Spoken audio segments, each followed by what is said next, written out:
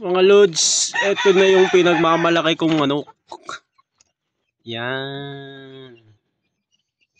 Yung graded asin natin. Yung producer na hen. Kinukross ko lang to na hen sa Golden Boy Sweater. Pero parang mas magandang ilabas niya sa hatch eh. Puro panalo yun eh. Ito, hindi ko pa natatry yung cross ko sa Golden Boy Sweater. Yan o. Gagi, ang galing. May anak to na out ko. Ilalaban ngayon sa May 18. Titignan natin kung anong yung performance ng anak niya. Pangit na magaling.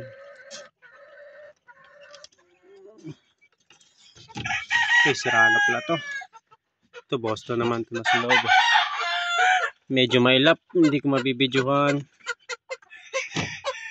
Ito may mga Boston dito. Mga Boston na sa loob.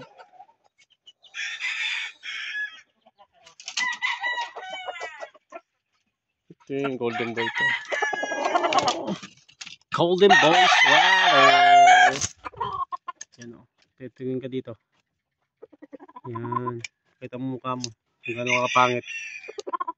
Uy, pangit na. Pangit nga. Pangit mo naman, Lods. Oh, diyan ka na. Pasok!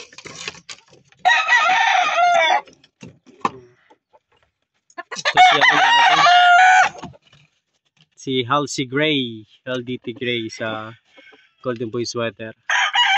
So, cross ko to sa Kelso tsaka sa sa Rubble Gray. De-develop natin to this strain. Ang galing ito na manok, power tsaka timing. Talaga pag tinamaan ka isang beses, tapos ka na. One time winner na to. Sa hack fight lang. Siyempre, pang maliit na lang tayo mga loads. Ang ganda mata niya, no? Halimo to naman, no? Ito favorite ko to. Yan. Golden Boy Sweater sa gold to. Kita mo mukha mo, dudes.